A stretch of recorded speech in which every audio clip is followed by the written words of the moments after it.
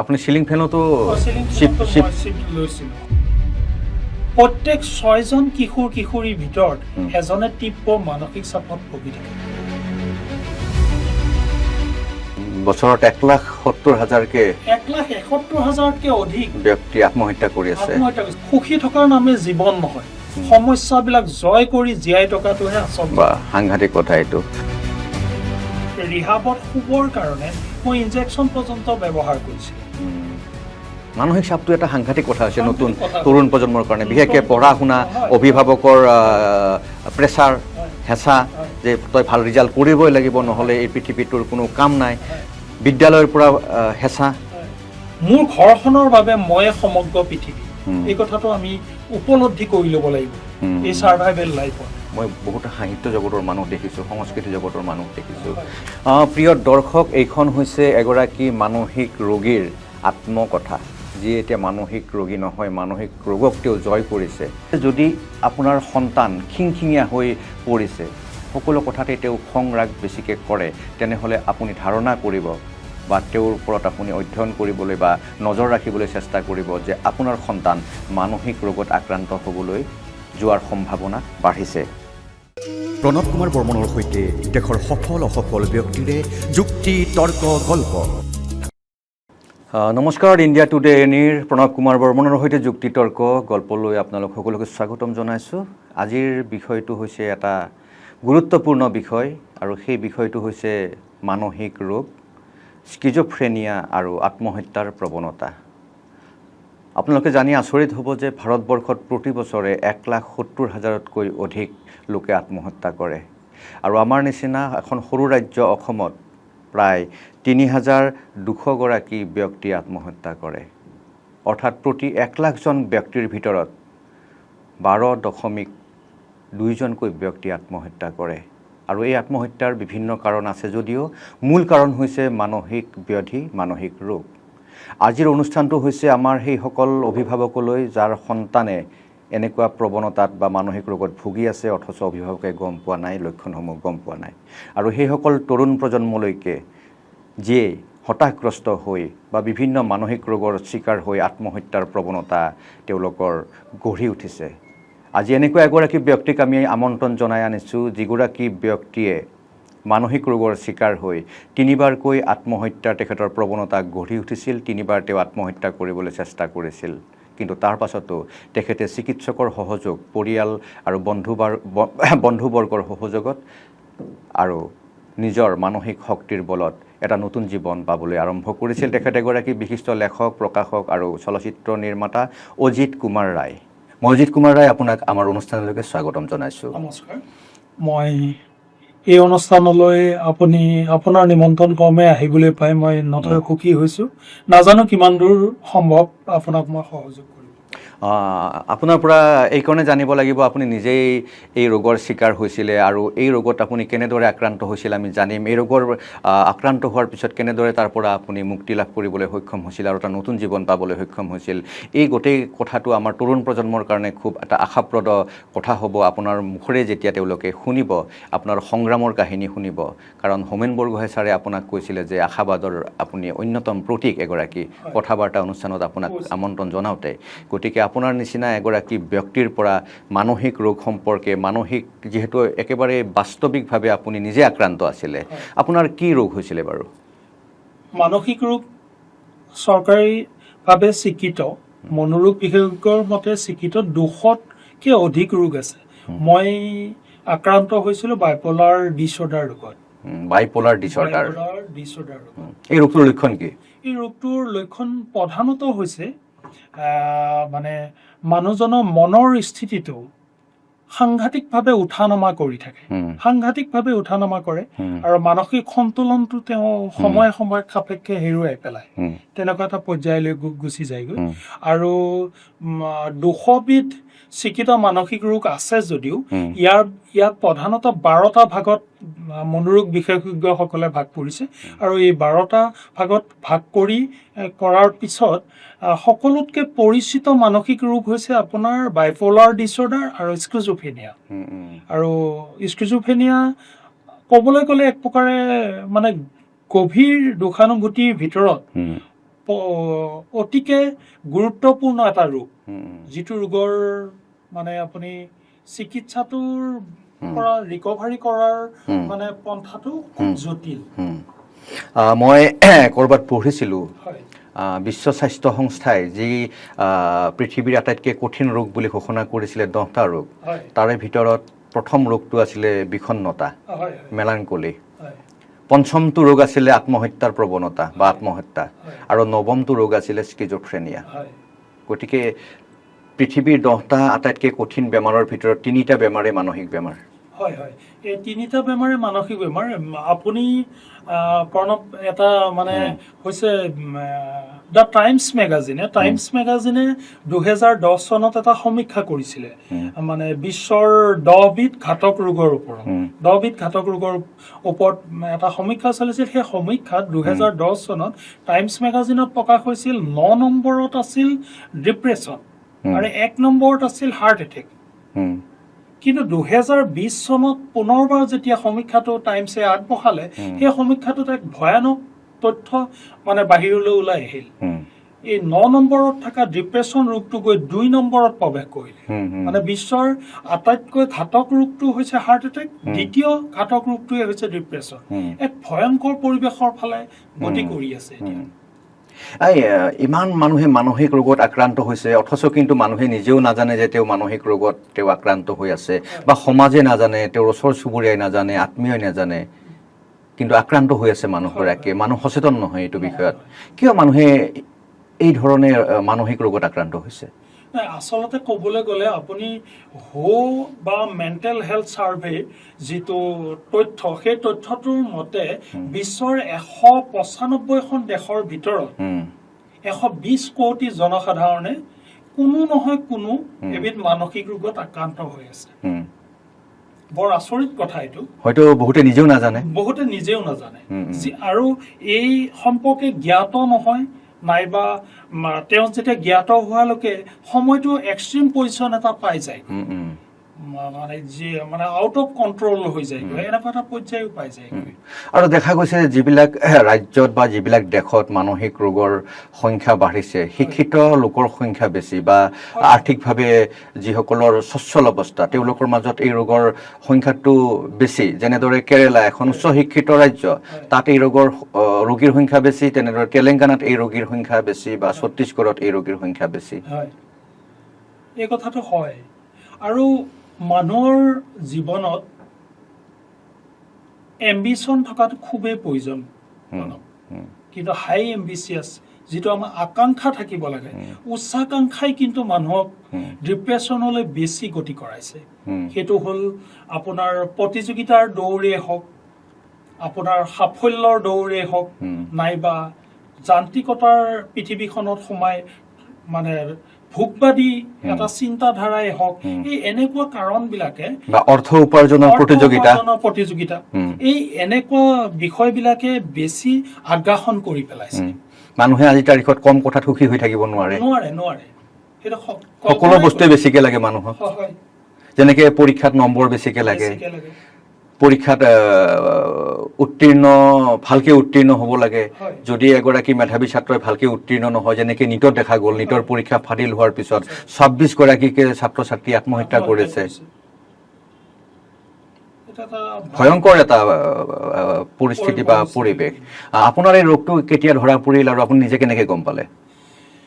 মই 1996 চনত স্নাতক হৈ ওলাই আহিছোঁ। তাৰপিছত মৰিগাঁৱৰ পৰা প্ৰথম প্ৰকাশিত এখন অফছেট কাকত গণচেতনা, এই গণচেতনা কাকতখনৰ উপ সম্পাদক হিচাপে মই কাৰ্যনিৰ্বাহ কৰি আছিলোঁ। আৰু সেই সময়ত তেনেকৈ কাম কৰি থকাৰ সময়তে মোৰ মহাবিদ্যালয় জীৱনত মোৰ প্ৰেম আছিলে, আৰু সেই প্ৰেমৰ মোৰ লাভ ব্ৰেক হৈছিল। মানে 98ৰ পিছত লাভ ব্ৰেক হৈছিল।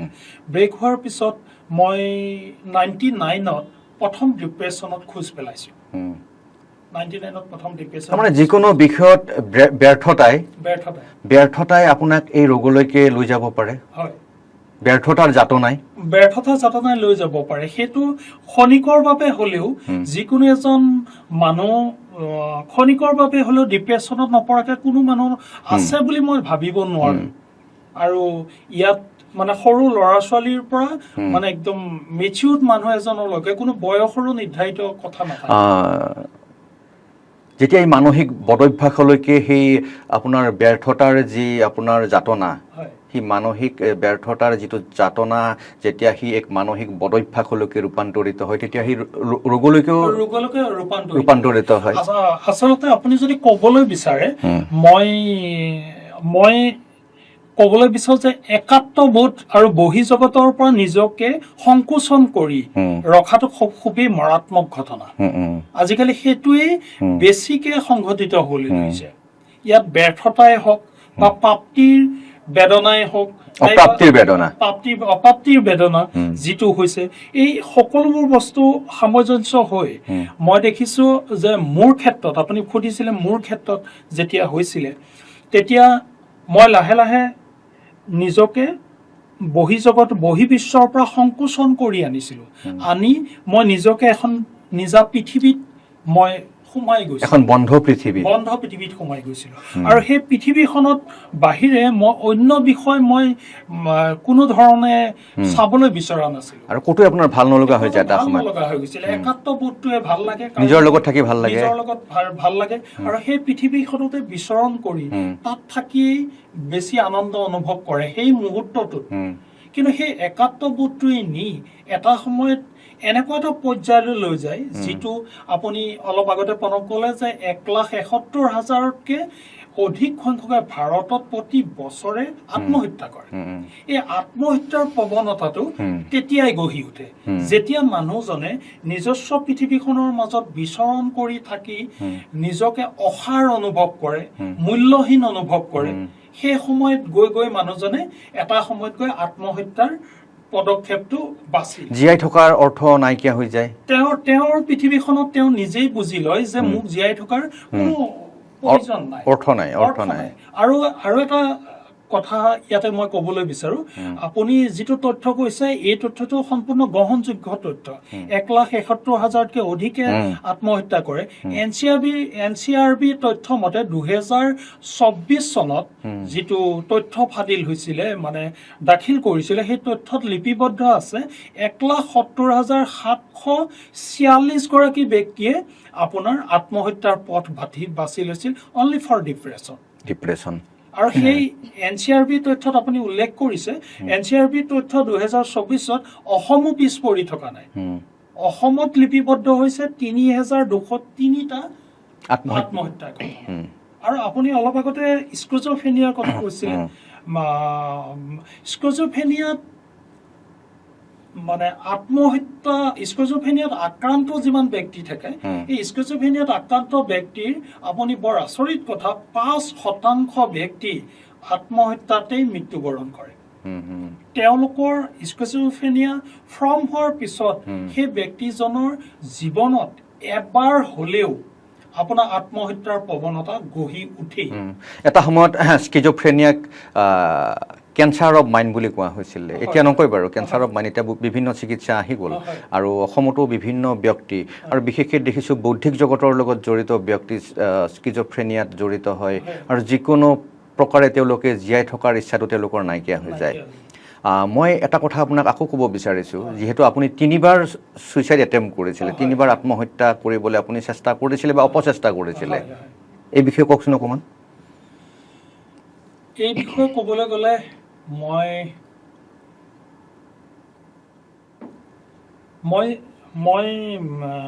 আপোনাক আত্মহত্যাৰ সম্পৰ্কে কথাটো কৈছিলোঁ যে ময়ো পৃথিৱীত সেই মোৰ নিজস্ব বিশ্বখনত যেতিয়া ঘূৰি ফুৰি থাকি মই নিজৰ জীৱনটো অসাৰ অনুভৱ কৰিছিলোঁ আৰু মই নিজকে মূল্যহীন বুলি ভাবি লৈছিলোঁ যে মোৰ পৃথিৱীত কোনো প্ৰয়োজনীয়তা অনুভৱেই নকৰিছিলোঁ আৰু সেই অৱস্থাৰে মই 3বাৰকৈ আত্মহত্যাৰ এটা প্ৰচেষ্টা আগবঢ়াইছিলোঁ কিন্তু সেইটো সম্ভৱ হৈ উঠা নাছিল মোৰ ঘৰখনত মোৰ মা দেউতা 4জনী বাইদেউ ভণ্টি থকাৰ পিছত মই ল'ৰা একমাত্ৰ আছিলোঁ আৰু সেই সময়ত মই সেই ঘটনাটো সংঘটিত কৰিবলৈ 3বাৰকৈ ব্যৱস্থা কৰিছিলোঁ যদিও মই সম্পূৰ্ণভাৱে সফল হ'ব নোৱাৰিছিলোঁ।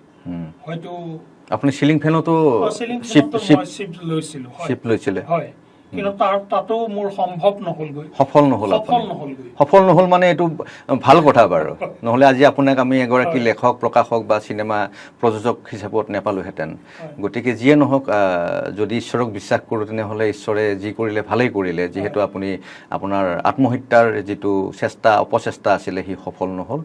কিন্তু আত্মহত্যা কৰিবলৈ বহুতেও এতিয়া যেন উদ্গ্ৰীৱ হৈ আছে। মই বহুত সাহিত্য জগতৰ মানুহ দেখিছোঁ, সংস্কৃতি জগতৰ মানুহ দেখিছোঁ, তেওঁলোকে যদিও চিপ লৈ আত্মহত্যা কৰা নাই, অন্য প্ৰকাৰে হ'লেও তেওঁলোকে যেন আত্মহত্যাৰ পথ বাছি লৈছে।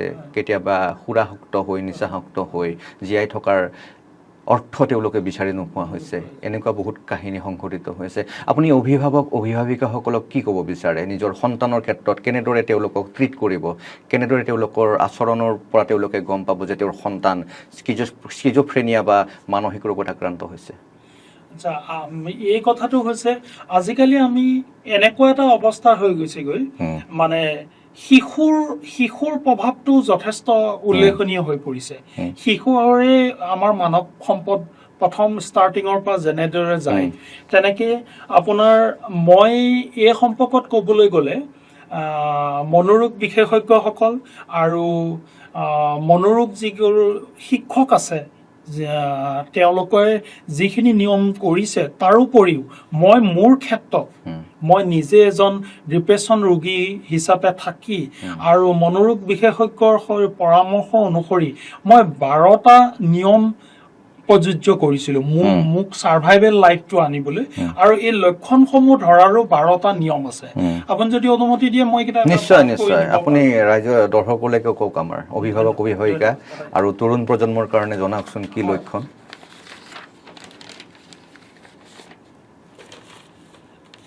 মোৰ মতে গভীৰ দুখানুভূতিত ভুক্তভোগী হোৱাৰ কিছু লক্ষণ। 1 নম্বৰ, অনাবৰতে উদাসীন হৈ থকা, অনবৰতে শিংশিঙীয়া মনোভাৱ এটা থকা, নিজকে একাকী অনুভৱ কৰা, কোনো কামত মন নবহা, অত্যন্ত ভাগৰ অনুভৱ কৰা, অতিনিদ্ৰা আৰু অনিদ্ৰা, এই 2টা লক্ষণে আছে, কেতিয়াবা অতিনিদ্ৰা কেতিয়াবা অনিদ্ৰা, অতি খাদ্য ভক্ষণ আৰু অতি কম খাদ্য ভক্ষণ, 2টা নিয়মেই কিন্তু বিপদজনক। হঠাৎ ওজন হ্ৰাস কিংবা ওজন বৃদ্ধি। 9 নম্বৰত বিশ্ৰামহীন, ৰেষ্টলেছ, যিটো শাৰীৰিক অস্থিৰতা, এইটো লক্ষণীয় বিষয়। 10 নম্বৰত মনোযোগ কমি যোৱা, যিকোনো কথাত এটেনশ্যনটো একেবাৰে নাইকিয়া হৈ যায়গৈ। 11 নম্বৰত শাৰীৰিক মন্থৰতা, খোজ কাটালেই নহয়, শাৰীৰিক মন্থৰতাত আপোনাৰ কথা বতৰাও পৰিলক্ষিত হয় কথা কওঁতে। 12 নম্বৰত আছে জীৱনক অসাৰ প্ৰতিপন্ন কৰি লোৱা। এই যে আমি যিটো বিষয় বিস্তৃতভাৱে পাতিলো, আত্মহত্যাৰ প্ৰৱণতাটো গঢ়ি উঠাটো, 12 নম্বৰত জীৱনক অসাৰ প্ৰতিপন্ন কৰি লোৱা। এতিয়া মই গভীৰ দুখানুভূতিৰ মুক্তিৰ 12টা উপায় কথা ক'বলৈ বিচাৰিছো। 1 নম্বৰত আত্মবিশ্বাস আৰু কৰ্মৰ প্ৰতি দুৰ্বাৰ আগ্ৰহ জন্মাব পৰাটো দুখানুভূতিৰ পৰা মুক্তিৰ পৰম উপায় বুলি ক'ব পাৰি। বহিৰ্জগতৰ সৈতে নিজকে সংযোগবিহীন নকৰি সামাজিকভাৱে নিজকে সক্ৰিয় কৰি ৰাখিবলৈ চেষ্টা কৰাটো। সমতাৰ বিকেন্দ্ৰীকৰণ কৰাৰ দৰে চিন্তাৰ বিকেন্দ্ৰীকৰণ কৰিব লাগে। ধ্যান, প্ৰাণায়াম, যোগাভ্যাসত গুৰুত্ব প্ৰদান। নিয়মিতভাৱে উপযুক্ত চিকিৎসকৰ পৰামৰ্শ মতে দৰৱ সেৱন কৰাটো প্ৰয়োজন। দৰৱে মগজুত থকা নিউৰো ট্ৰান্সমিটাৰবোৰ সন্তুলন ৰক্ষা কৰি সকাহ প্ৰদান কৰে। 6 নম্বৰত পৰিয়াল, বন্ধু বান্ধৱী, শুভাকাংক্ষীৰ সহযোগিতা নিতান্ত প্ৰয়োজন, যিটো বৰ্তমান সমাজত খুবেই অভাৱ হৈছে, এইটো খুবেই প্ৰয়োজন। 7 নম্বৰত গভীৰ দুখানুভূতিয়ে মানুহৰ শৰীৰত কিছুমান বিষাক্ত ৰাসায়নিক প্ৰক্ৰিয়াৰ সূচনা কৰে। শৰীৰত হৰমন সন্তুলন বিৰূপ প্ৰভাৱ পৰিবলৈ আৰম্ভ হয়, ফলত হৃদৰোগ, উচ্চ ৰক্তচাপ, বহুমূত্ৰ, নিদ্ৰাহীনতা, ওজন হ্ৰাস আদি ঘাতক ৰোগে সোনকালে শৰীৰত আধিপত্য বিস্তাৰ কৰিব পাৰে। গতিকে ঔষধৰ প্ৰয়োজন আছে কিছু ক্ষেত্ৰত, কণ্টিনিউৱাছলি ঔষধ ল'বলগীয়া হ'বও পাৰে। মই ভাবোঁ গভীৰ দুখানুভূতিত ভুক্তভোগীয়ে এটা পৰ্যায়ত উপনীত হোৱাৰ পিছত নিতৌ সাধ্য অনুসাৰে চাইকেল, মটৰচাইকেল বা মটৰ গাড়ী প্ৰয়োজন সাপেক্ষে চলোৱাটো খুবেই প্ৰয়োজনীয়। ই ষষ্ঠ ইন্দ্ৰিয়ক সষ্টম কৰি ৰাখে, এইটো এটা খুব গুৰুত্বপূৰ্ণ কথা। এটা ষ্টেজত চলাব লাগে। মনোৰোগ বিশেষজ্ঞৰ পৰামৰ্শ আৰু ঔষধ, এইটো খুব দৰকাৰী কথা। 11 নম্বৰত কথা বতৰাৰে মানসিক স্বাস্থ্য শিক্ষকৰ পৰামৰ্শৰ প্ৰয়োজন, যিটো আমি কাউন্সেলিং বুলি কওঁ। এইটো মানসিক স্বাস্থ্যৰ কাৰণে শিক্ষকৰ যিটো প্ৰয়োজন, সেই প্ৰয়োজনীয়তা বৰ প্ৰয়োজনীয়। অতিনিদ্ৰা অনিদ্ৰা দূৰ কৰা, প্ৰথমে ঔষধ, তাৰপিছত জীৱনশৈলীৰ পৰিৱৰ্তন। ঔষধৰ ওপৰতে কমপ্লিট ডিপেণ্ড কৰি নাথাকি জীৱনশৈলীটো পৰিৱৰ্তন কৰাটো খুবেই প্ৰয়োজন। আৰু 12 নম্বৰত কৈছো, নিজৰ আগ্ৰহৰ কোনো বিষয়, সংগীত, কলা ইত্যাদিত মনোনিৱেশ কৰিব পাৰিলে নিজকে সংকুচিত হোৱাৰ পৰা ৰক্ষা কৰিব পাৰে। এইটো এটা খুব দৰকাৰী কথা যে মনোৰোগ বিশেষজ্ঞসকলে আপোনাৰ এই কথাটো কৈছে যে নিজৰ প্ৰয়োজনীয় আৰু দৰকাৰী বিষয়বোৰ যদি মানে নিজৰ ইণ্টাৰেষ্টৰ বিষয়ৰ মাজত যদি তেওঁলোক আবদ্ধ হৈ থাকিব পাৰে, ইয়াৰ পৰা পৰিত্ৰাণ পাবলৈ খুবেই সহজ। প্ৰিয় দৰ্শক, এইখন হৈছে এগৰাকী মানসিক ৰোগীৰ আত্মকথা, যিয়ে এতিয়া মানসিক ৰোগী নহয়, মানসিক ৰোগক তেওঁ জয় কৰিছে। আৰু তেওঁ জয় কৰাৰ কেইটামান উপায় এই আত্মজীৱনীখনত তেওঁ লিখি উলিয়াইছে। আৰু আত্মজীৱনীখনৰ নাম হৈছে মোৰ সেউজীয়া দেশৰ সেউজীয়া মানুহ। এইখন পঢ়িলে আপোনালোকে ভালেমান ইয়াৰ পৰা মানসিক ৰোগৰ প্ৰতিকাৰৰ উপায় পাব আৰু আপোনালোকে প্ৰেৰণা পাব।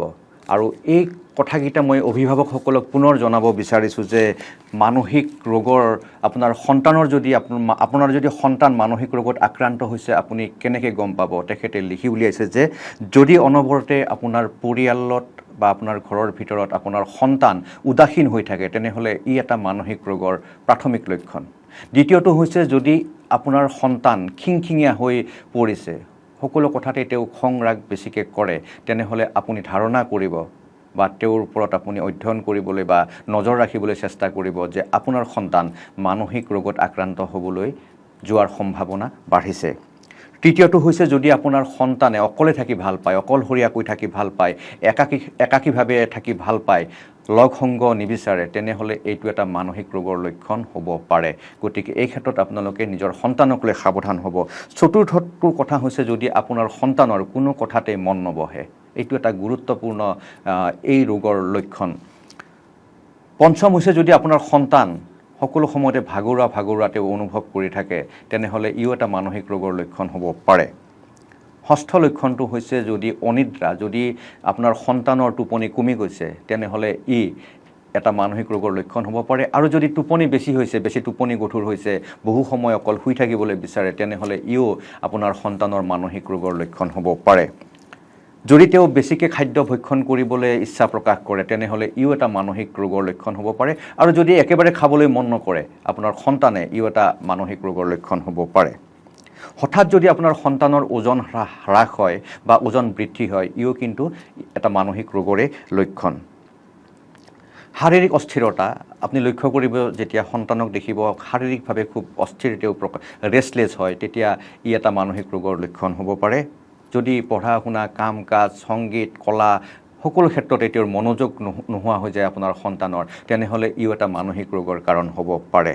আৰু শাৰীৰিক মন্থৰতা, খোজ কাটল, সকলোতে এটা এলেহুৱা যদি আপুনি স্বভাৱ দেখে বা কথা বতৰাটো যদি কথা ক'বলৈ বেছি মন নকৰে, তেনেহ'লে আপুনি খুব সযতনে লক্ষ্য কৰি গম পাব যে আপোনাৰ সন্তান হয়তো মানসিক ৰোগত আক্ৰান্ত হ'বলৈ আৰম্ভ কৰিছে। অজিত কুমাৰ ৰায়ে এখন গ্ৰন্থত এই লক্ষণকেইটা আপোনালোকক উনুকিয়াই দিছে। আশা কৰিছোঁ আপোনালোকে নিজৰ সন্তানৰ ওপৰত সেই নজৰ ৰাখিব, কাৰণ বহুত অভিভাৱকে গম নাপায় যে তেওঁৰ সন্তান এই ৰোগত আক্ৰান্ত হৈছে। ইতিমধ্যে বহুত অভিভাৱকে আমাক জানিবলৈ দিছে যে তেওঁৰ সন্তানে কোনো লগ সংগ ভাল নাপায়, ৰুমৰ ভিতৰতে সোমাই থাকি ভাল পায়, অকলে থাকি ভাল পায়, খুব খং কৰে, খিংখিঙীয়া, সকলো ক্ষেত্ৰতে কাজিয়া কৰিবলৈ চেষ্টা কৰে বা ইচ্ছা কৰে, বা নিজে গম নাপালেও খুব অস্থিৰ হৈ থাকে, বা মাক দেউতাকৰ লগত ভালদৰে কথা পাতিবলৈ নিবিচাৰে, ভায়েক ভনীয়েকৰ লগত কথা পাতিব নিবিচাৰে, লগ সংগৰ লগত ওলাই যাব নিবিচাৰে, তেনেহ'লে এইটো এটা গুৰুত্বপূৰ্ণ মানসিক ৰোগৰ লক্ষণ। গতিকে আপোনালোকে এই ক্ষেত্ৰত সচেতন হ'ব। এই কিতাপখনৰ নাম হৈছে মোৰ সেউজীয়া দেশৰ সেউজীয়া হৃদয়ৰ মানুহ। এইখন যদি আপোনালোকে পায়, সৃষ্টি প্ৰকাশে প্ৰকাশ কৰিছে, আপোনালোকে অধ্যয়ন কৰিব। আপুনি কেনেদৰে এই ৰোগৰ পৰা মুক্তি পালে? ৰিহেব চেণ্টাৰত আছিলে আপুনি? হয়। আৰু ক'ত চিকিৎসা গ্ৰহণ কৰিছিলে? মই প্ৰথম অৱস্থাত মই তেজপুৰৰ মানসিক স্বাস্থ্য প্ৰতিষ্ঠানলৈ গৈছিলোঁ। মোক লৈ যোৱা হৈছিলে। বহুতে লাজ কৰে, বহুত অভিভাৱকে লাজ কৰে যে মোৰ ল'ৰাক পাগল বুলি ক'ব নেকি, যে তেজপুৰলৈকে লৈ গ'লোঁ বা মানসিক চিকিৎসকৰ ওচৰলৈ গ'লোঁ। বহুতে লুকাই ৰাখিবলৈ বিচাৰে। এইটো চবতকৈ ডাঙৰ কথা হৈছে মানে ডিপ্ৰেশ্যন বা গভীৰ দুখানুভূতি ৰোগত আক্ৰান্ত ব্যক্তিজনক চিনাক্তকৰণটো এটা অজ্ঞতা, আৰু লজ্জাবোধটোৱে আচলতে ইয়াক এনেকুৱা এটা পৰ্যায়লৈ লৈ গৈছেগৈ, যিটো পৰ্যায় মানে ভাবিব নোৱাৰা এটা পৰ্যায়লৈ লৈ গৈছে। মানুহজনে ক'ব নিবিচাৰে, কাকো জনাব নিবিচাৰে। আৰু আমাৰ সমাজত এটা প্ৰচলিত আছে যে মানসিক ৰোগটো মানে মানুহজনক বলিয়া আখ্যা দিয়া হয়, পাগল বুলি কোৱা হয়। গতিকে এনেকুৱা এটা আখ্যাৰ কাৰণে মানুহজনে ওলাই আহিবলৈ নোৱাৰে, আৰু তেওঁক কিছু টিট কৰে। সেই টিটবিলাকৰ কাৰণে তেওঁলোকে লুকাই ৰাখিব বিচাৰে। আৰু মোৰ যেতিয়া এনেকুৱা এটা পৰ্যায় হৈছিলে, যে পৰ্যায়টো হোৱাৰ পিছত আমাৰ তেজৰ সম্পৰ্কীয় মানুহ অসমত আমাৰ পৰিয়ালৰ 7জনৰ বাহিৰে কোনো নাছিল। মোৰ মা, দেউতা, ৰীণা বা, মীনা বা, মোৰ ৰুণা আৰু এই মোৰ সৈতে আমি 7জনেই পৰিয়াল আছিলোঁ। যেতিয়া মোৰ অৱস্থাটো একেবাৰে ভয়ানক এটা অৱস্থালৈ আহি গ'লগৈ, সেইটো সময়ত তেওঁলোকে সিদ্ধান্ত ল'লে মোক তেজপুৰ মানসিক প্ৰতিষ্ঠানলৈ লৈ যাবলৈ। তেতিয়া মোৰ যিমান দূৰ মনত আছে, 1999 চনত শ্ৰদ্ধাৰ ডক্টৰ শৈলেন দেউৰী ছাৰ, তেওঁ মোক চিকিৎসা সেৱা আগবঢ়াইছিলে। কিন্তু তেজপুৰ মানসিক স্বাস্থ্য প্ৰতিষ্ঠানত মোৰ কোনো মানে ইম্প্ৰুভমেণ্ট নহ'ল, উন্নতি নহ'ল। নোহোৱাৰ পিছত মোক আপোনাৰ ডক্টৰ পংকজ লোচন শৰ্মা, তেখেত মোৰ ঈশ্বৰৰ হেৰুৱা মাত বুলি ক'ব পাৰোঁ আজি মই এই মঞ্চৰ পৰা, ডক্টৰ পংকজ লোচন শৰ্মা ছাৰৰ তালৈকে মোক আনিলে। আৰু এই ক্ষেত্ৰত আনাত মোক জাগিৰোডৰ শ্ৰদ্ধাৰ তেখেত মৃত নন্দলাল উপাধ্যায় ছাৰৰ বাইদেউ ঈশ্বৰী উপাধ্যায় বাইদেৱে দিশ দৰ্শন কৰিছিল। সেই বাইদেৱে আনি সৰ্বপ্ৰথম আমাক গাড়ীৰে আনি তেওঁৰ ঘৰৰ পৰা আমাক পংকজ লোচন শৰ্মা ছাৰৰ ওচৰলৈ আনিছিল। তাৰপিছত মই তেখেতৰ ৰিহাবত থাকিবলগীয়া হৈছিল। বেছ কিছুদিন মই ৰিহাবত আছোঁ। আৰু সেই সময়ত মোৰ মনত আছে যে মই সেই সময়ত নিশ্চুপ থাকোঁ, কথা নকওঁ, আৰু অনিদ্ৰাৰে বহু সময় পাৰ কৰোঁ। টোপনি নাহে। আৰু মই কাৰো লগত কথা পাতিবলৈ মন নাযায়, একাত্ম বোধত থাকোঁ। আৰু মোৰ এতিয়াও মনত আছে যে মোক প্ৰয়োজনত ৰিহাবত শুবৰ কাৰণে মই ইনজেকশ্যন পৰ্যন্ত ব্যৱহাৰ কৰিছিলে নিদ্ৰাৰ কাৰণে। আৰু তেনেদৰে থকাৰ পিছত লাহে লাহে মই ছাৰ্ভাইভেল লাইফ এটা ল'বলৈ পালোঁ। আৰু কেনেকুৱা চিকিৎসা চলে ৰিহাববিলাকত? অন্য ৰিহাবত কি চিকিৎসা চলে মই নাজানো, কিন্তু ডক্টৰ পংকজ লোচন শৰ্মা ছাৰৰ ৰিহাবখন আছে আপোনাৰ দিচাং ৰিজৰ্টৰ বেক চাইড, আপোনাৰ পাটৰকুচি বুলি কয় যে, পাটৰকুচি। তাত প্ৰায় 150 বিঘা মানৰ এটা প্লটত মানে নেচাৰেল বিউটি আছে। তাৰ ভিতৰত তেওঁলোকৰ তাত আমাক খেলা ধূলাও কৰিবলৈ দিছিল। আমি তাত ভলীবল খেলিছিলোঁ, ক্ৰিকেট খেলিছিলোঁ, মানে সময় উপযোগী কৰি গাইডনেছ কৰি। আৰু আমাৰ তাত কিন্তু এটেণ্ডেঞ্চ থাকিবলৈ নিদিয়ে, এটেণ্ডেঞ্চ কোনো নাথাকে, খালি পেচেণ্টখিনিকে ৰখা হয়। আৰু লেডি পেচেণ্টখিনি এক্সট্ৰাকে থাকে, আৰু জেণ্টছখিনি এক্সট্ৰাকে থাকে। আৰু তাত ৰেচিডেঞ্চিয়েল ডক্টৰ থাকে। আৰু তেওঁলোকে খুব সুপৰিকল্পিতভাৱে, খুব সুস্থিৰভাৱে নেচাৰেল বিউটিৰ মাজেৰে এজন মানুহক ৰিমুভ কৰিবলৈ যথেষ্ট প্ৰচেষ্টা লয়। মই কিন্তু তেখেতৰ ৰিহাবখনৰ কথা ক'ব পাৰোঁ। বাকী আজিকালিতো কিছুমানতো দেখিছোঁ, আপুনিও দেখিছে, কোনোবা নিচা মুক্তি কেন্দ্ৰত কি হৈছে কি নহৈছে এইবিলাক বিতৰ্ক হৈয়ে থাকে আজিকালি। কিছুমানে অকল ব্যৱসায়িক কাৰণে লয়, সেনেকুৱা হয়। এই যে আপুনি ক'লে লজ্জাবোধ কৰে, বহুত অভিভাৱকে লজ্জাবোধ কৰে বা ৰোগীগৰাকী নিজেও লজ্জাবোধ কৰে যে মানুহে মোক পাগল বুলি ক'ব বা পাগল বুলি মোক ঠাট্টা মস্কৰা কৰিব। এটা সামাজিক কথা আছে আৰু এই ক্ষেত্ৰত আপুনি কৈছে যে সমাজৰ সহযোগিতা, বন্ধু মহলৰ সহযোগিতা খুব প্ৰয়োজন এনেকুৱা মানসিক ৰোগত আক্ৰান্ত ব্যক্তিৰ কাৰণে। মই আপোনাক এটা সৰু তথ্য দিব বিচাৰিছোঁ। যেতিয়া অসমৰ জনসংখ্যা 2,65,000 আছিল, 2,65,00,000 আছিলে, তেতিয়া 10,000 মানুহ এইখন অসমত স্কিজোফ্ৰেনিয়াত আক্ৰান্ত আছিলে। গতিকে ভাবক এতিয়া সংখ্যাটো 3.5 কোটি বা 4 কোটিৰ যেতিয়া ওচৰা ওচৰি জনসংখ্যা হৈছে, তাৰ সংখ্যা আৰু কিমান বাঢ়িব? কাৰণ আমাৰ জীৱন প্ৰণালী সলনি হৈছে, প্ৰতিযোগিতাবিলাক বাঢ়ি গৈছে, পঢ়া শুনাৰ পৰা আদি কৰি। আৰু আপোনাক মই এটা সৰু কথা জনাওঁ যে আপুনি কৈছে বয়সৰ কথা, 14 বছৰৰ পৰা 25 বছৰ আৰু 25 বছৰৰ পৰা 45 বছৰ বয়সলৈকে মানসিক ৰোগত আক্ৰান্ত লোকৰ সংখ্যাটো বেছি বুলি বহুত চিকিৎসকে ঘোষণা কৰিছে। এইটো আপোনাৰ এইমছৰ এটা পৰিসংখ্যা মতে, এইমছৰ অধ্যয়নৰ এটা পৰিসংখ্যা মতে প্ৰত্যেক 6জন কিশোৰীৰ ভিতৰত এজনে তীব্ৰ মানসিক চাপত ভুগি থাকে। মানসিক চাপটো এটা সাংঘাতিক কথা হৈছে নতুন তৰুণ প্ৰজন্মৰ কাৰণে, বিশেষকৈ পঢ়া শুনা, অভিভাৱকৰ প্ৰেছাৰ, হেঁচা যে তই ভাল ৰিজাল্ট কৰিবই লাগিব, নহ'লে এই পৃথিৱীটোৰ কোনো কাম নাই। বিদ্যালয়ৰ পৰা হেঁচা, যদি তুমি ভাল ৰিজাল্ট নকৰা আমাৰ বিদ্যালয়খনৰ নাম নহ'ব। গতিকে অযোগ্য হিচাপত প্ৰমাণ কৰি দিয়ে শিক্ষক সমাজ এছামে আৰু অভিভাৱকসকলে যে সেই ল'ৰা বা ছোৱালীগৰাকী হীনমন্যতাত ভুগিবলৈ আৰম্ভ কৰে। তেওঁকতো অন্য পথেৰে লৈ যাব পাৰি, সাংস্কৃতিকভাৱে, কলাগতভাৱে, সাহিত্যৰ জৰিয়তে, নাটক, বিভিন্ন মাধ্যমেৰে লৈ যাব পাৰে। কিন্তু আমি সকলোৱে বিচাৰোঁ মাৰ্কশ্বিটখন ভাল হ'ব লাগে। এইটো এটা ছাত্ৰ ছাত্ৰীৰ ওপৰত সাংঘাতিক হেঁচা অভিভাৱকৰ, আৰু ইয়াৰ ফলত ছাত্ৰ ছাত্ৰীবিলাক মানসিক ৰোগত আক্ৰান্ত হ'বলৈ আৰম্ভ কৰে। এটা সময়ত যেতিয়া তেওঁলোকে সফল নহয় মাক দেউতাকৰ দৃষ্টিত বা শিক্ষকৰ দৃষ্টিত, বিদ্যালয়ৰ দৃষ্টিত, তেতিয়া ভাবে এই পৃথিৱীত জীয়াই থকাৰ কি অৰ্থ আছে? এইটো এটা কাৰণ, এইটো একদম প্ৰধানত কাৰণ। আপুনি যদি এটা মেণ্টেল হেল্থ ছাৰ্ভেৰ মতে বিশ্বৰ 84খন দেশত এটা পৰিসংখ্যা লৈছিলে, তাত আমাৰ ভাৰতৰ স্থান 60 নম্বৰত স্থান লাভ কৰিছে। 18 পৰা 34 এইজৰ 18 পৰা 34 বছৰ বয়সৰ কিশোৰী তাত বেছিকৈ আক্ৰান্ত হৈছে। এইটো এটা ভয়ানক কথা হ'বলৈ গৈ আছে।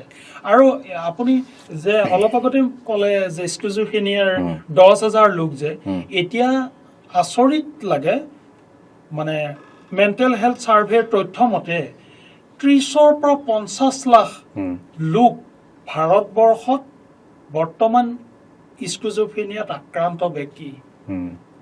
আপুনি কোৱা পৰিসংখ্যাটো কিমান গ্ৰ' কৰি আহিছে? প্ৰতি 300 জনৰ ভিতৰত, প্ৰতি 300 জন ব্যক্তিৰ ভিতৰত এজন স্কিজোফ্ৰেনিয়াত আক্ৰান্ত বুলি প্ৰতিলিপিয়ে ক'বলৈ লৈছে। এই যে আমি কথা পাতিলোঁ যে বিদ্যালয়ত পঢ়া দিনত সেই 6 বছৰ বয়সৰ পৰা, এই যে ৰাতিপুৱা 5টাৰ পৰা সন্ধিয়া 3টালৈকে বিদ্যালয়লৈ যাব লাগে, নিদ্ৰা কম, হোমৱৰ্ক বেছি, বিদ্যালয়ত আছে প্ৰেছাৰ, হেঁচা, তাৰপিছত গৈ এটা সময়ত যেতিয়া তেওঁ শিক্ষা সাং কৰে বা শিক্ষা তেওঁৰ পঢ়ি শেষ হয়, তাৰপিছত কৰ্মসংস্থাপনৰ কাৰণে আকৌ এখন যুদ্ধ। গতিকে প্ৰতিটো মুহূৰ্ততে আমাৰ সমাজে তৰুণ প্ৰজন্মক মানসিক ৰোগৰ চিকাৰ হ'বলৈ বাধ্য কৰে।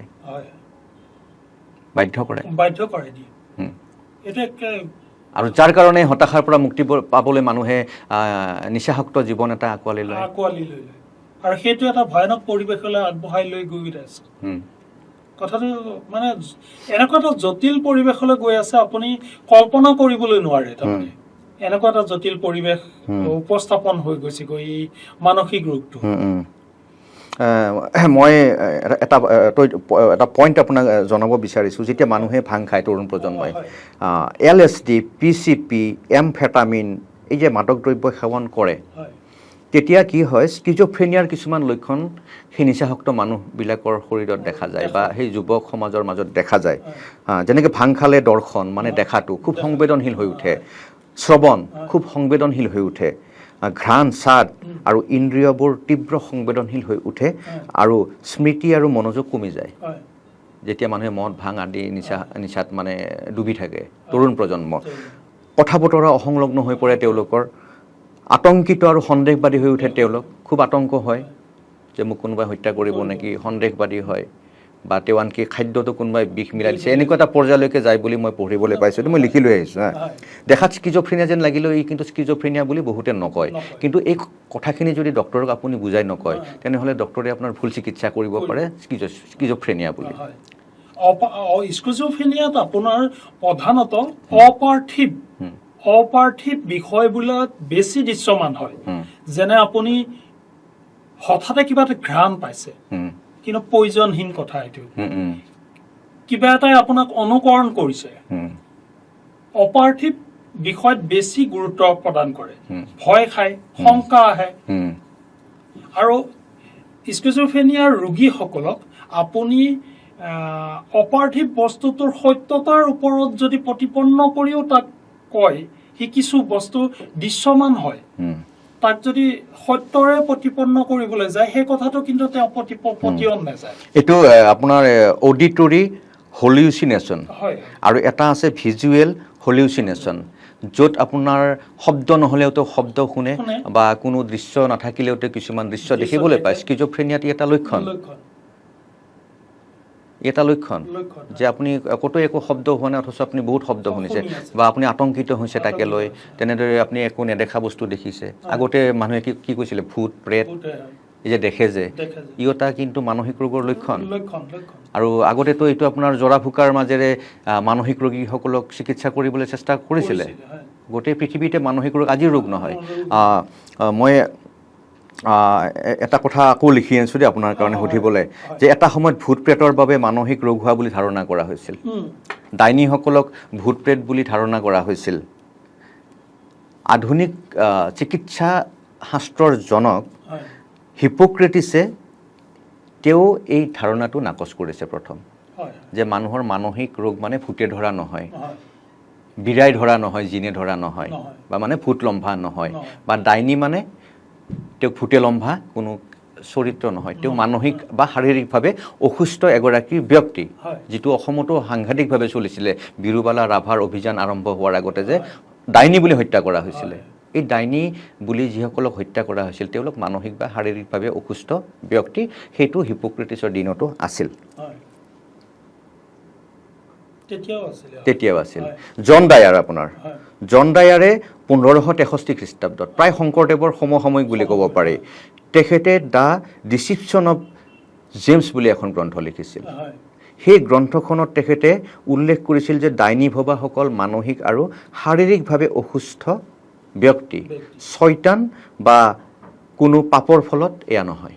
গতিকে বহুত আগৰ পৰাই এই গৱেষণাটো চলি আহিছিল মানসিক ৰোগৰ ওপৰত, যাৰ কাৰণে জন ডায়াৰক ধৰ্মীয় সমাজে নিষিদ্ধ ঘোষণা কৰিছিল। কাৰণ ধৰ্মীয় সমাজে সদায় ভাবে যে শয়তান লম্ভাৰ ফলত মানুহ ডাইনী হয়, মানুহ মানসিক ৰোগী হয়, পাপৰ ফলত মানুহ মানসিক ৰোগী হয়। তেতিয়াৰ পৰা এইবিলাক অন্ধবিশ্বাস কুসংস্কাৰ চলি আহিছিল। মই এটা সাহিত্যৰ কথা আপোনাক ক'ব বিচাৰিছোঁ, যিহেতু আপুনি এই মানসিক ৰোগত আক্ৰান্ত হৈছিল, আজি জয় কৰিছে, আৰু আজি আপুনি এগৰাকী খুব মানসিকভাৱে শাৰীৰিকভাৱে সুস্থ মানুহ বা আটাইতকৈ অসমৰ অন্যতম আপুনি কৰ্মী মানুহ। সেই আপোনাৰ এই বিখ্যাত আপোনাৰ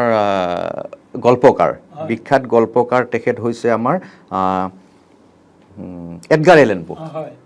এডগাৰ এলেন পোই আপোনাৰ 1843 চনতে দ্য টেল হাৰ্ট বুলি এটা গল্প লিখিছিল মানসিক ৰোগীৰ ওপৰত। গতিকে বিভিন্ন ধৰণৰ সাহিত্য, বিজ্ঞান, চিকিৎসা বিজ্ঞানত এই চিকিৎসাটো বা এই বিষয়ত আলোচনা পূৰ্বকালৰে পৰা চলি আহিছে। মই আপোনাক এটা বেলেগ কথা সুধিম, যিহেতু আপুনি এখন চিনেমা বনাইছে বেদলাম, আপোনাৰ এই আত্মজীৱনীখনৰ ওপৰতে, আৰু বোধহয় অসমত মানসিক ৰোগৰ ওপৰত এইখনেই প্ৰথম চিনেমা, মানসিক ৰোগীৰ ওপৰত এখন চিনেমা। ফ্ৰান্সত আপোনাৰ দ্য মেছন দ্য চাৰ্টেইন আৰু আপোনাৰ ভিয়েনাত লুনাটিক্স টায়াৰ, এই দুখন আছিল মানসিক চিকিৎসালয়। মানে মানসিক চিকিৎসালয় বুলি আপুনি ক'ব নোৱাৰে, পগলা ফাটেক। তাত খুব নিৰ্যাতন কৰা হৈছিলে। যেনেকৈ আমি তেৰে নাম চিনেমাত ছলমান খানক দেখোঁ শিকলিৰে বান্ধি থৈ দিয়ে, তেওঁলোকক তেনেকৈ শিকলিৰে বান্ধি থৈছিল, তেওঁলোকে ভালকৈ খাব নোৱাৰে, শুব নোৱাৰে, আল্টিমেট নিৰ্যাতন কৰা হৈছিল। অসমত মানসিক ৰোগৰ চিকিৎসাটো কেনে পৰ্যায়ত আছে? আচলতে ক'বলৈ গ'লে আপুনি প্ৰথমে এই বেডলাম চিনেমাখনৰ কথাটো কৈছিলে ন বেডলাম হয় মই অকণমান বেডলাম কি আচলতে হয় মই সেইটো সুধিব বিচাৰিছিলোঁ চিনেমাখনৰ ছবিখনৰ নাম বেডলাম এইকাৰণে ৰখা হ'ল মানে বিশ্বৰ ভিতৰত প্ৰথম আৰু প্ৰাচীনতম মানসিক স্বাস্থ্য প্ৰতিষ্ঠানখনৰ নামেই হৈছে বেডলাম এইখন 1247 চনত ইংলেণ্ডৰ লণ্ডন চহৰত প্ৰথম মানে স্থাপন হৈছিল মানসিক চিকিৎসালয় 1247 চনত লণ্ডনৰ ইংলেণ্ডৰ লণ্ডন চহৰত হৈছিল আৰু এইখনত চৰকাৰী নাম আছিল বেথলেম ৰয়েল হস্পিটেল আৰু আকৌ 1377 চনত আপুনি যে কৈছে যে পকলা ফাটেক বুলি যিটো শাস্তিৰে ৰাখিছিল কিন্তু এই বেডলাম হস্পিটেলত 1377 চনত সম্পূৰ্ণভাৱে ৰোগীসকলক ভালদৰে ৰখাৰ ব্যৱস্থাৰে 1377 চনত ব্যৱস্থা হয় মানসিক ৰোগী ৰখাৰ প্ৰতিষ্ঠান হৈ পৰে আকৌ 1547 চনত তেতিয়া ইংলেণ্ডৰ ৰজা আছিল অষ্টম হেনৰী তেওঁ লণ্ডন প্ৰশাসনক আপোনাৰ গোটেই ক্ষমতাটো হস্তান্তৰ কৰিছিলে বেডলাম হস্পিটেলৰ ক্ষমতা হস্তান্তৰ কৰিছিল তেতিয়া ৰয়েল হস্পিটেল মৰ্যাদা পাইছিল আৰু আমি যিখন চিনেমা মই কৰিলোঁ সৃষ্টি প্ৰডাকশ্যনে যিখন চিনেমা কৰিছোঁ এইখন শ্বুটিং কমপ্লিট কৰি পেলাইছোঁ বেডলাম নামটো মই এইকাৰণে আনিলোঁ মলয়া গোস্বামী অভিনয় কৰিছে ডক্টৰ আমাৰ মুখ্য চৰিত্ৰত আছে কেইবাগৰাকীও আমাৰ আন্তঃৰাষ্ট্ৰীয় খ্যাতি সম্পন্ন মলয়া গোস্বামী বাইদেউ আছে অনুৰ ছবিৰে খ্যাত ৰাষ্ট্ৰীয় বঁটাপ্ৰাপ্ত ডক্টৰ জাহানাৰা বাইদেউ আছে তাৰপিছত আপোনাৰ ব্ৰিজ ছবিৰ শিৱৰাণী কলিতা আছে তাৰপিছত NSD কৰা ৰাজীৱ কলিতা আছে বিবেক ডেকা আছে আমাৰ ভ্ৰাম্যমানৰ অপ্ৰতিদ্বন্দ্বী সম্ৰাট চম্পক শৰ্মাদা আছে অপ্ৰতিদ্বন্দ্বী অভিনেত্ৰী পাঞ্জনা দত্ত বাইদেউ আছে ৰোহিণী ডেকা হেমেন কাকতি এনেকে অভিজিত মাল্টিষ্টাৰৰ চিনেমা আৰু এই ছবিখনৰ জৰিয়তে মই সৰ্বস্ব উজাৰি দিছো আজি আপুনি এই কিতাপখন যে মোৰ সেউজীয়া দেশৰ সেউজীয়া হৃদয়ৰ মানুহ এই কিতাপখনৰ 5th এডিশ্যন হৈছে আৰু ষ্টেট বুক ফাণ্ডে লৈ এই কিতাপখন আপোনাৰ কেইবাটাও জিলা পুথিভঁৰাললৈকে আগবঢ়াইও দিছে আৰু ইয়াৰ জৰিয়তে মই 200 মান মানুহৰ পৰা এটা বাট দেখুৱাবলৈ মই প্ৰস্তুত কৰিব পাৰিছোঁ তেওঁলোকক চিকিৎসাৰ ক্ষেত্ৰত আৰু মই ভাবিছোঁ যে সৰ্বস্ব উজাৰি চিনেমাখনত এইকাৰণেই লগালোঁ যে ইয়াৰে অন্ধকাৰক অতল গহ্বৰত থকাজনেহে আচলতে বুজি পায় চিনাকি মুখবোৰো যেতিয়া অচিনাকি দেখা যায় তেতিয়াহে বুজি পোৱা যায় আচলতে কি অতল গহ্বৰত থকা বেদনা কেনেকুৱা গতিকে মই সেইখন অতল গহ্বৰৰ পৰা ওলাই আহিবলৈ পাৰিছোঁ এন্ধাৰৰ পৰা পোহৰলৈ ওলাই আহিবলৈ বিচাৰিছোঁ মই আপোনাক ক'বলৈ বিচাৰোঁ তোমাৰ অলৌকিক হাত দুখন দিয়া মোক হাত দুখন মই আঁঠু কাঢ়ি চুমা খাম য'ত মই বাৰে বাৰে পোহৰ বিচাৰি যাওঁ কিন্তু তুমি মোক টানি নিয়া এন্ধাৰ অতল গহ্বৰলৈ কেনেকুৱা এটা যুঁজৰ পৰিক্ৰমাৰ মাজেৰে ওলাই আহিবলগীয়া হৈছে তাৰমানে ভাবিব নোৱাৰা এটা পৰিক্ৰমা আৰু খুব সহজ নহয় এইটো মানসিক ৰোগৰ পৰা সহজ নহয় আৰু আপোনাক মই এটা কথা ক'ব পাৰোঁ যে একাগ্ৰতা আৰু আত্মবিশ্বাস দুইটা অদৃশ্য কিন্তু ইমান শক্তিশালী ইয়া অসম্ভৱকো সম্ভৱ কৰিব পাৰে আপুনি মোক এটা কুৱেশ্যন কৰিছিল যে আত্মহত্যাৰ মাজৰ পৰা মই কেনেকৈ ওলাই আহিলোঁ এইটোত কিন্তু প্ৰত্যেকজন মই ডিপ্ৰেশ্যন আক্ৰান্ত ব্যক্তিয়ে বা আত্মহত্যাৰ কৰা ব্যক্তিৰ বিষয়ে কওঁ যে সমগ্ৰ পৃথিৱীৰ বাবে মই এজন ব্যক্তি কাৰোবাৰ বাবে ভাল ব্যক্তি কাৰোবাৰ বাবে বেয়া ব্যক্তি কিন্তু মোৰ ঘৰখনৰ বাবে মই সমগ্ৰ পৃথিৱী এই কথাটো আমি উপলব্ধি কৰি ল'ব লাগিব এই সাৰ্ভাইভেল লাইফত আৰু সেই দায়িত্বশীলতাটো দায়িত্ববোধ মাতৃ পিতৃ ভগ্নী পত্নী পুত্ৰ সন্তান এই কথাটো খুবেই দায়িত্ব সহকাৰে লৈ ওলাই অহাটো সম্ভৱ মই যিটো দেখিছোঁ আৰু আজিকালি আমি অলপ আগতে পাতিছোঁ আলোচনা কৰিছোঁ প্ৰণৱ যে ভোগবাদীৰ পৰা আদি কৰি ভোগবাদীৰ পৰা আদি কৰি ধন আত্মঘাতৰ পৰা আদি কৰি যেনেকুৱা এটা পৰিৱেশত মানুহবোৰ গৈ আছে আচলতে সমস্যাই জৰ্জৰিততো সকলো কিন্তু মই ভাবোঁ সুখী হ'বলৈ গৈ যিটো ষ্টেজত মানুহবোৰে আপোনাৰ পৰিভ্ৰমণ কৰিব লৈছে তাত আকৌ দুখী হৈ আহি ডিপ্ৰেশ্যনত ভুগি আছে তাতকে মই ভাবোঁ মোৰ মতেদি সুখী থকাৰ নামে জীৱন নহয় সমস্যাবিলাক জয় কৰি জীয়াই থকাটোহে আচল বা সাংঘাতিক কথা এইটো সমস্যাবিলাকক জয় কৰি জীয়াই থাকিব পাৰিছে হেপিনেছৰ ডেফিনেশ্যন সেইটোৱে আৰু মই তৰুণ প্ৰজন্মক ক'ব বিচাৰোঁ দেই এইটো কথা আপোনাৰ জৰিয়তে যে আপুনি যেনেকৈ ক'লে দায়িত্বশীলতা বা দায়িত্ববোধ এটা বয়সত মানুহে দায়িত্বশীলতা বা দায়িত্ববোধটো বুজি নাপায় তেওঁ দেউতাকৰ শ্ৰম মাকৰ শ্ৰমক উপলব্ধি কৰিব নোৱাৰে মৰম বা চেনেহখিনি এটা সময়ত তেওঁলোকে বুজিব নোৱাৰে ভাবে যে আমাক জন্ম দিছে তেওঁলোকৰ দায়িত্ব কৰি আছে সেই গভীৰতালৈকে যোৱাৰ তেওঁলোকৰ এটা বয়সে সেইটো কৰে গতিকে এই উপলব্ধিটো তেওঁলোকে কিন্তু কৰিব লাগিব আজিৰ আমাৰ এই আলোচনাটো চোৱাৰ পিছত যে মোক মা দেউতাই অকল জন্ম দিয়া নাই মোক এই ধুনীয়া পৃথিৱীখন দেখুৱাবলৈ শ্ৰম কৰিছে ঘাম হৰুৱাইছে মোৰ কাৰণে কৰিছে তেওঁলোকে এইটো কথা বুজি পাব লাগিব এনেকুৱা বহুত কথা আছে আৰু বহুত কথা আজি আপুনি ক'লে আমি অনুষ্ঠান সামৰিব লাগিব ডিপ্ৰেশ্যনৰ কথা পাতিলোঁ আমি স্কিজোফ্ৰেনিয়াৰ কথা পাতিলোঁ মই এগৰাকী বিশিষ্ট স্কিজোফ্ৰেনিয়া বা মানসিক ৰোগ বিশেষজ্ঞৰ বিষয়ে আপোনাক দৰ্শকক ক'ব বিচাৰিছোঁ এইখন এখন খুব গুৰুত্বপূৰ্ণ গ্ৰন্থ এই গ্ৰন্থখন 3টা ভাষাত প্ৰকাশ পাইছে গ্ৰন্থখনৰ নাম হৈছে স্কিজোফ্ৰেনিয়া বোধহয় অসমত এনেকুৱা গ্ৰন্থ খুব কম আছে খুব ডাঙৰ কলেবৰৰ গ্ৰন্থ আৰু এইখন লিখিছে ডাক্তৰ পংকজ লোচন শৰ্মাই গোটেই বেমাৰৰ লক্ষণৰ পৰা প্ৰতিকাৰৰ গোটেই উপায় তেখেতে ইয়াতে ধুনীয়াকৈ লিপিবদ্ধ কৰিছে যদি পাৰে আপোনালোকে এই গ্ৰন্থখন সংগ্ৰহ কৰিব আপোনাৰ নিজৰ পৰিয়ালৰ বাবে সন্তানৰ ভৱিষ্যতৰ বাবে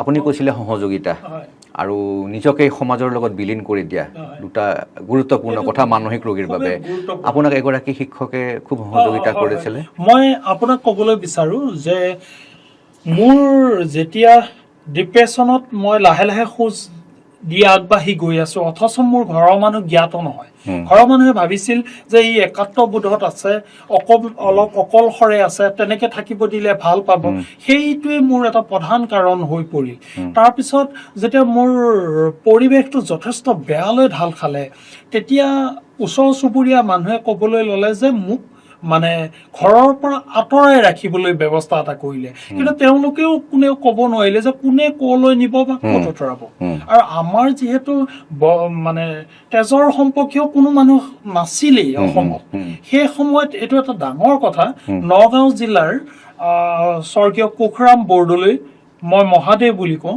আৰু মাহিদেউ তেখেত কহিবাৰী হাইস্কুলৰ প্ৰধান শিক্ষক আছিল আৰু মাহিদেউ দুগ্ধেশ্বৰী শইকীয়া এই মাহিদেউ আছিল কপিলি ব্লকৰ কৰ্মচাৰী আছিলে আমি চাইল্ডহুড তেওঁলোকৰ লগত একেলগে মায়ং উন্নয়ন খণ্ডত পাৰ কৰিছিলোঁ আমাৰ ঘৰত সিদ্ধান্ত ল'লে মাহিদেউহঁতৰ ঘৰত মোক থ'ব কিন্তু এই ৰোগটোত আজি মই আপোনাক ক'বলৈ বিচাৰোঁ যে সাধাৰণ চৰ্দি জ্বৰ এটা হ'লেই আপোনাৰ পুত্ৰ অৰহান মোৰ ৰক্তোৎপলৰ লগত হয়তো আমি শুব নিদিম চৰ্দিটো স্প্ৰেড কৰিব বুলি নহয়নে তেনেকুৱা সময়ত আপোনাৰ মোৰ চেণ্ট্ৰেল ফাংচন কমপ্লিটলি ষ্টপ হৈ গৈছে বুলি ক'ব লাগিব মানসিক ৰোগী হিচাপে সেই মানুহজনক এই মহাদেউ কুশৰাম মহাদেউ আৰু মাহিদেউ দুগ্ধেশ্বৰী শইকীয়া মাহিদেউৰ ঘৰত মোক 3 মাহ পৰিচৰ্যা কৰি ৰাখিছিল তেখেতৰ জীয়ৰী মণি লক্ষ্মী বৰদলৈ বা আৰু পুত্ৰ তেওঁ লতাশ বৰদলৈ বাবামণি বুলি কওঁ তেওঁলোকৰ ঘৰত মোক 3 মাহ ৰাখি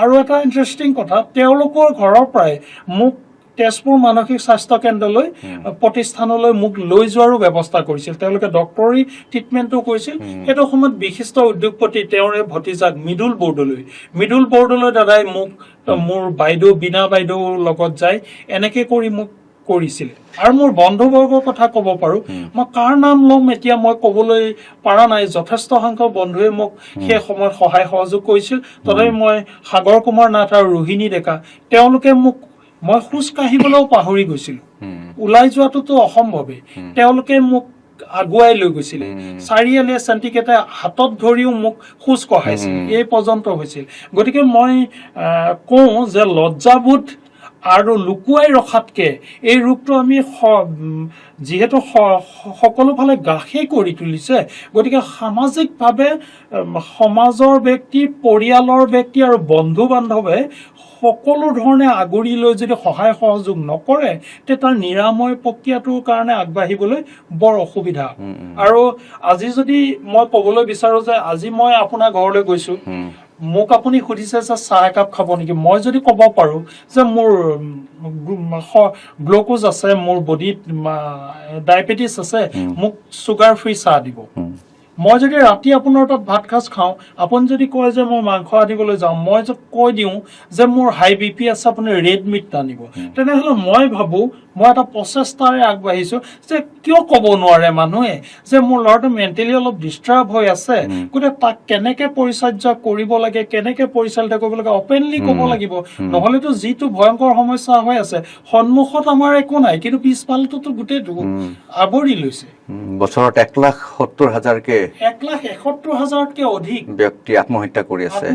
আৰু বিশ্বৰ মানে যিখন সৰ্বশ্ৰেষ্ঠ স্বাস্থ্য পত্ৰিকা দ্য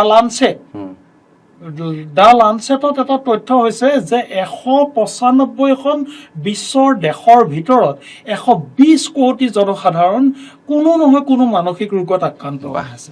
এতিয়া আপুনি লুকুৱাবলৈ কিটো আছে?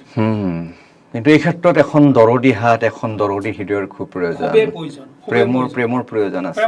মই এটা সৰু আপোনাক, যিহেতু আপুনি প্ৰেমৰ ব্যৰ্থতাৰ পৰা এই ৰোগত আক্ৰান্ত হৈছে, মই এটা প্ৰেমৰ ৰোগৰ কথা কওঁ। প্ৰেম বিভ্ৰান্তি হয়, মহিলাৰ বেছি হয়। এইটোক কয় পেৰানয়েড ৰোগ, পেৰানয়েড বুলি কয়। বিশেষকৈ নাৰীয়ে ভাবে যে মোক এই মানুহগৰাকীয়ে ভাল পায়, বিখ্যাত মানুহ হওক, কোনোবা কবি, সাহিত্যিক, শিল্পী বা সমাজত প্ৰতিষ্ঠিত মানুহে, তেওঁ মিছাকৈ ভাবে বা মনে মনে ভাবি তেওঁ খুব আপ্লুত হৈ থাকে, আৰু তেওঁ ভাবে যে সামাজিক ষ্টেটাছ, তেওঁৰ পাৰিবাৰিক কাৰণত পুৰুষগৰাকীয়ে প্ৰেম নিবেদন কৰিব পৰা নাই। গতিকে ই এটা মানসিক ৰোগ। প্ৰেমটো এটা সময়ত মানসিক ৰোগলৈকে ৰূপান্তৰিত হৈ যায়। গতিকে চাওক কেনেকুৱা সাংঘাতিক সৰু সৰু সূক্ষ্ম বিষয়ত মানসিক ৰোগত মানুহ আক্ৰান্ত হ'ব পাৰে। কিন্তু এখন দৰদী হাত, এখন দৰদী হৃদয়, এখন দৰদী সমাজৰ এই ৰোগীসকলৰ কাৰণে খুবেই প্ৰয়োজন। গতিকে প্ৰিয় দৰ্শক, আজিৰ বিষয় আছিলে মানসিক ব্যাধি, আজিৰ বিষয় আছিলে আত্মহত্যাৰ প্ৰৱণতা, আজিৰ বিষয় আছিলে স্কিজোফ্ৰেনিয়া। আৰু এনেকুৱা এগৰাকী ব্যক্তি আছিলে যিয়ে এই মানসিক ৰোগত আক্ৰান্ত হৈ আছিলে। 3বাৰকৈ তেওঁ আত্মহত্যাৰ চেষ্টা কৰিছিলে বা অপচেষ্টা কৰিছিলে, আৰু তাৰপিছত আজি তেখেত এগৰাকী সুস্থ ব্যক্তি, অসমৰ অন্যতম তেখেত এগৰাকী গুৰুত্বপূৰ্ণ প্ৰকাশক, চিনেমাৰ প্ৰযোজক আৰু সামাজিক কামত বিশেষকৈ প্ৰকৃতিৰ লগত জড়িত। আৰু এই কথাটো আমি অভিভাৱকসকলক বিশেষকৈ জনাব বিচাৰিছোঁ যে আপোনাৰ সন্তানক সমাজৰ লগত কিছু পৰিমাণে মিলিত হ'বলৈ সুযোগ দিয়ক। ক্ৰীড়াৰ জৰিয়তে, কলাৰ জৰিয়তে সমাজৰ বুজিবলৈ আপুনি সুযোগ দিয়ক। অকল প্ৰেছাৰ, হেঁচা, মানসিক চাপ নিদিব। আৰু আপোনাৰ সন্তান কেনেদৰে মানসিক ৰোগত আক্ৰান্ত হৈছে তাৰ লক্ষণকেইটা অজিত ৰায়ে আপোনালোকক কৈছে।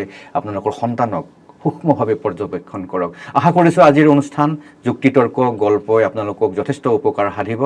পুনৰ কৈছোঁ, মানসিক ৰোগীক আলায়াথানি নকৰিব, ঠাট্টা মস্কৰা নকৰিব, কাৰণ হয়তো আপুনি নিজেই নাজানে আপুনিও হয়তো মানসিক ৰোগত আক্ৰান্ত হৈ আছে। তেওঁলোকলৈকে দৰদ দেখুৱাওক, সহানুভূতি নহয় সহযোগিতা কৰক, আৰু দেখিম মানসিক ৰোগৰ পৰা আমি সকলোৱে মুক্ত হ'ব সক্ষম হ'ম, যিদৰে অজিত ৰায় এক উদাহৰণ হৈ আমাৰ আজিৰ ষ্টুডিঅ'ত বহি আছে। গতিকে আশা কৰিছোঁ আজিৰ অনুষ্ঠানে আপোনালোকক উপকৃত কৰিব, আৰু যিমান পাৰে এই অনুষ্ঠানটো আপোনালোকে আজি শ্বেয়াৰ কৰিব, যাতে সকলোৱে এই অনুষ্ঠানটো উপভোগ কৰিব পাৰে। চাই থাকিব ইণ্ডিয়া টুডে। আজিলৈকে সামৰিছোঁ, ধন্যবাদ। প্ৰণৱ কুমাৰ বৰ্মনৰ সৈতে দেশৰ সফল অসফল ব্যক্তিৰে যুক্তি তৰ্ক গল্প। আৱেগ নহয় যুক্তি, কাজিয়া নহয় তৰ্ক, আৰু জীৱন গাথাৰ শালীনতা। চাবলৈ নাপাহৰিব সত্যতা, বিশ্বাসযোগ্যতা আৰু বৌদ্ধিকতাৰ ভৰসা ইণ্ডিয়া টুডে এনি অসম, প্ৰতিপল স্বদেশৰ প্ৰচুৰ।